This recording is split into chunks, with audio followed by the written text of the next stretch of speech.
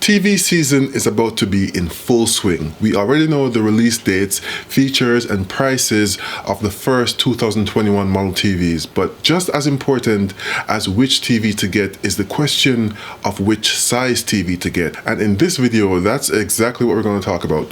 Stick around.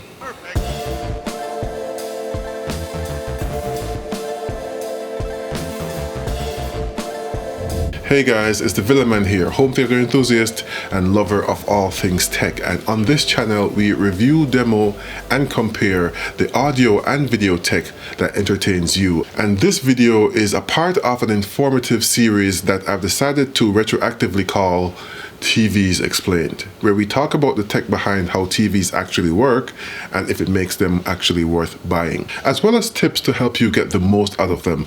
We already talked about upcoming TV tech like AMQ LED, mini LEDs and more, so in this video we're going to talk about the size and why it actually matters, despite what you may have heard. So when we talk about TV size, the aim isn't to have the biggest TV or a TV that fits your space the best, although those factors are important. No, the aim is to achieve a specific viewing angle, or rather how much of your field of vision is occupied by the image on screen. So what determines that is a combination of your viewing distance as well as the size of the screen. Because think about it, even a small TV can fill your field of vision if you're close enough to it, and even a large TV can disappear in a room if you're far enough away from it. So the aim is to strike the right balance of viewing distance and screen size. And since most of us have constraints on room sizes and layouts which directly affects the seating position, the most flexible variable then is the screen size. And since most of us have a budget and can't just get any size TV we want, then that's where the balancing between the viewing distance and screen size comes in. So even if we can't achieve an ideal balance, it won't result in a screen that makes you say, wait, that's it?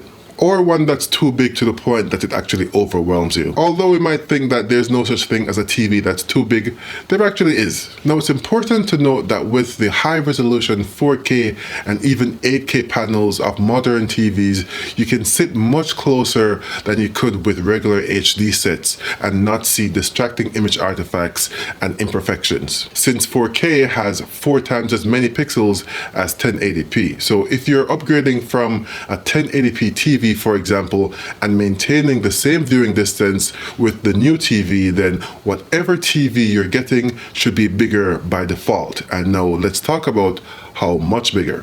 Now, if you're looking for as much of a cinematic experience as possible, then there are some recommendations that you should heed. To get that cinematic experience, you need a display that occupies a good deal of your vision, your field of view. Now, we have a vertical field of view of 135 degrees. That's the amount of things we see from top to bottom, and a horizontal field of view of 210 degrees. That's how much we see from side to side. So the larger the number, that means the more things you see in your field of view. Now, your actual field of vision will vary person to person, like with everything else, but for the most part, that's the average. And things like visual acuity, which is how well you actually see, may also be a factor, but that's beyond the scope of this video. So the way I'm going to approach this is to tell you the range of distances you should be sitting based on your TV size, and by doing that, you'll know if the distance you're sitting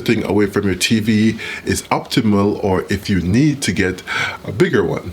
Let's start at 55 inches because I don't think that a 4K TV that's smaller than that is suitable for anything besides specialized viewing scenarios like a PC monitor or something of the sort. At 55 inches, a TV being used primarily for watching movies, you should be sitting at a distance of between 4.5 and 8.5 feet away from it. At 55 inches, a TV being used primarily for watching movies, you should be sitting at a distance of between 4.5 and 8.5 feet. That's the THX recommendation. If you're using your TV primarily for mixed usage though, that's watching TV programs and movies, then the SMPTE recommends a distance of 7.5 feet. They recommend that you maintain a 30-degree field of view, which is smaller than the THX recommendation of 40 degrees. And I don't know about you, but watching a 55-inch TV from 7 feet away would not make for a very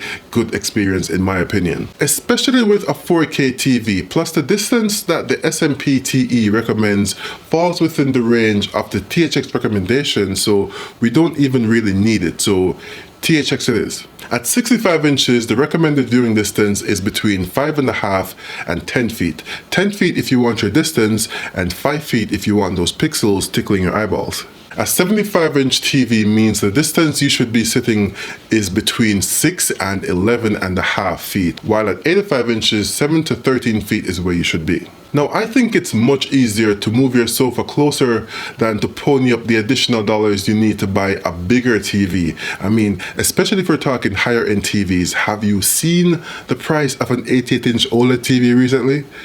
Yeah.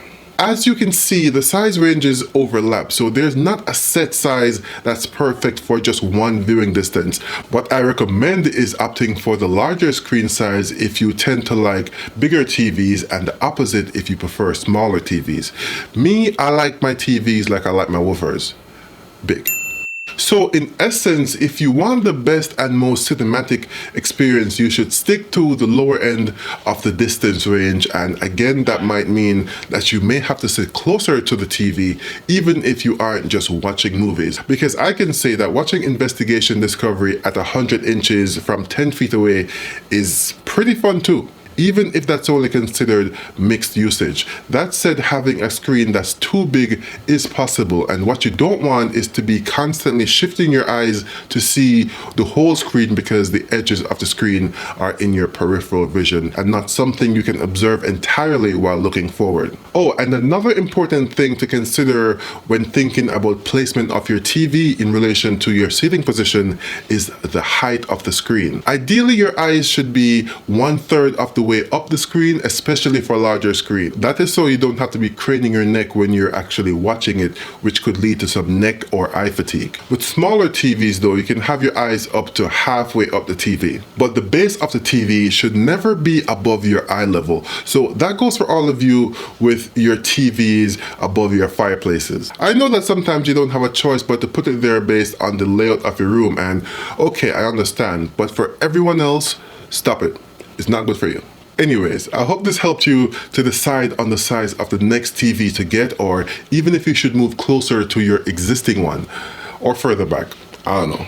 I bet there's at least one of you out there that will apply to. Oh, and for those of you curious about the math behind it, THX recommends a viewing distance max of 1.8 times the diagonal size of your TV, a minimum of 1 times the diagonal size, and the recommended of 1.34 times the size of the screen. So if we use the min and max of those resulting 3 numbers multiplied by the diagonal size of the TV, we get our range in inches. Pretty straightforward. Don't forget to like the video if you liked it or found it helpful, and of course subscribe for more content like this, including reviews and comparisons of the upcoming 2021 model TVs. It's what I do. Oh, and make sure to check out the merch store for awesome home theater t-shirts like this one and more. Thanks for watching, and until next time, this has been your friend in neighborhood Villaman saying be safe and peace.